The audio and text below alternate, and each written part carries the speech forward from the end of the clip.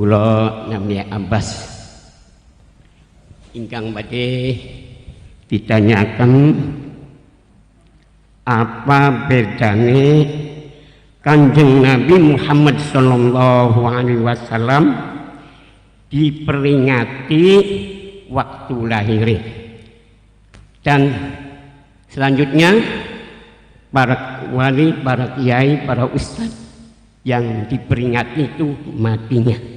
Yun penjelasan pun. Wassalamualaikum warahmatullahi wabarakatuh.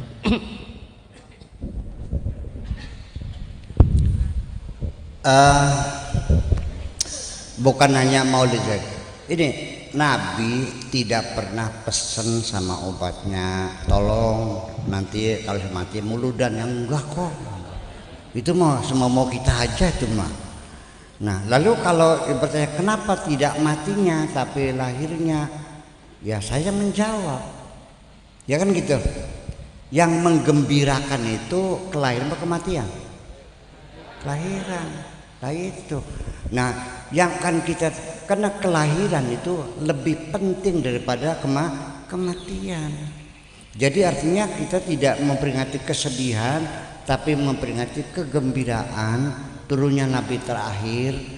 Nah, itu pilihan-pilihan berdasarkan rasio masing-masing. Kejadian ini juga terjadi sama pada waktu penetapan tahun Hijriah. Nabi juga tidak minta untuk dibuatkan tahun Hijriah, enggak kok. Yang meninggal aja, enggak ada pesan-pesan khusus nanti besok-besok bikin tahun Hijriah, ya enggak kok. Itu kan inisiatifnya Umar kan gitu. Jadi kalau tahlilan bid'ah berarti tahun Hijriah juga bid'ah, tidak disuruh oleh Rasul kan? Ruwet gimana itu?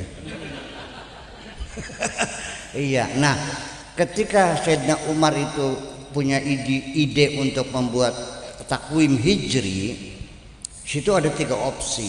Ada dihitung mulai lahirnya Nabi, ada yang hitung matinya Nabi, meninggalnya Nabi, yang ketiga hijrahnya Nabi. Setelah didiskusikan, ternyata lebih banyak yang berpendapat hijrahnya, karena kelahiran, kematian, dan hijrah yang punya arti adalah kemenangan umat Islam adalah peristiwa hijrah. Mulai lalu dihitung mundur ke belakang, ya kan begitu, mundur ke belakang. Makanya nanti dalam sejarah itu seringkali ada gengsot, perbedaan pendapat tentang lahir seorang sahabat tanggal berapa, karena maklum menghitungnya ke belakang. Itu sebabnya. Nah, Maulidan juga sama. Ide awalnya siapa? Oh iya, sebentar juga. Tanggal tahun Hijriah tidak semuanya dari hijrah. Ada satu negara Islam namanya Libya, itu membuat takwimnya bukan takwim hijri, tapi minal wafiyat. Jadi dihitung tanggal satunya dari meninggalnya Kanjeng Nabi. Masih berlaku sampai sekarang.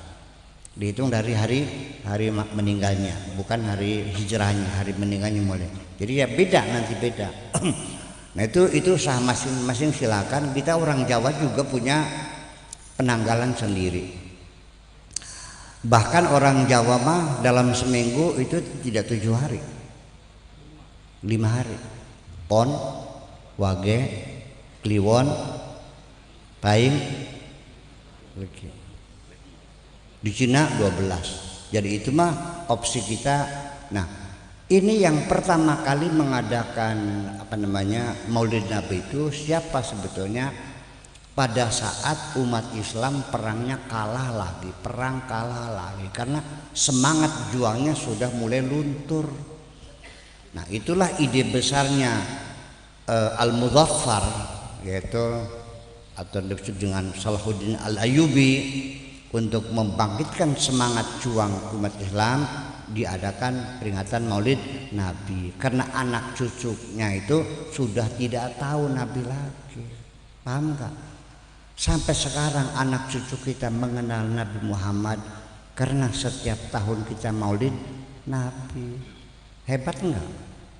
Tapi ada yang membid'ahkan. Jadi pengennya priben sirana. Udah, kita lupakan saja gitu. Bapak tua karena tidak dimaulidi, sok nanya sama yang ada masih muda. Sang bapaknya sudah saparan. Siapa? Somad. Bapak tuane? Buyute? Canggane? Warenge? Udeg-udege? Blegedore? Embu kabeh kan kita. Tapi kenapa anak-anak kita MI hafal sampai kepada Ismail bin Ibrahim? Ingat Muhammad bin Qusay, Muhammad bin Abdullah bin Abdul Muttalib bin Qusay bin Kilab bin Murrah. Bayangkan coba, hebat enggak? Ya itulah makanya. Jadi Maulid Nabi ini bukan sekedar hanya merayakan lahirnya saja, tapi juga menitipkan keteladanan Kanjeng Nabi kepada anak cucu kita. Betul nggak? Nah, jadi ya terserah kalau Bapak mau wafiyat, jadi bukan maulid namanya haflatul wafiyat, raya kematian. Tapi ya nggak lucu dong, iya kecuali tahlil gitu. Nah, kalau Nabi Muhammad pas saya kira kita menghormati beliau itu tidak selalu setahun sekali. Itu dalam acara tiap minggu, marhabanan, tahlilan, hadiyu, rotib hadat, kan selalu kirim Fatihah kepada Kanjeng Nabi Hadarat itu aja. Hanya saja mumpung ingat juga ngomong kesini, mumpung ingat ini juga ada kesalahan kurang etis kita nih kalau mengirim Fatihah sama Kanjeng Nabi seperti yang dilakukan oleh masyarakat kita, yaitu apa? Ila hadratin Nabi Mustafa Rasulullah Sayyidina Muhammadin sallallahu alaihi wasallam wa ala alihi wa sahabatihi wa azwajihi wa dzurriyyatihi syai'ulillahi lahumul Fatihah. Kirim Kanjeng Nabi buat dengan anaknya, istrinya, saudara-saudaranya, sahabatnya semuanya kongkon bancakan. Begitu Fatihah Bapak Tun dewe khususon Bapak Tua Darkum. Segelondong dewe kan Kanjeng Nabi kongkon bancakan. Bener tak boleh? Orang balad anaknya monok calang pinggang. Nah ibunya bikin bolu 2, mau dikirim sendiri nggak sempat karena sibuk titip sama Kang Ubed. Sama kirim surat, tak baca suratnya. Pak Kiai maksud kula badai kirim kiambak, ngirim bolu kali, mau kirim bolu 2. Tapi karena sibuk saya titipkan sama Kang Ubed. Nah ini bolu 2 tolong sampaikan buat anak saya, khusus yang 1 bolu buat Pak Kiai beserta santri, tamu-tamu, murid-murid. Pangan tetap buang gitu. Nah, itu salah satu. Kita juga tidak sadar kan, semoga-moga di Pangapura. Ya kan, tapi besok tulung khususan ila hadrati Rasulullah Sayyidina Muhammadin Al-Fatihah itu jantan dong. Oke, saya kira gitu lah. Terima kasih.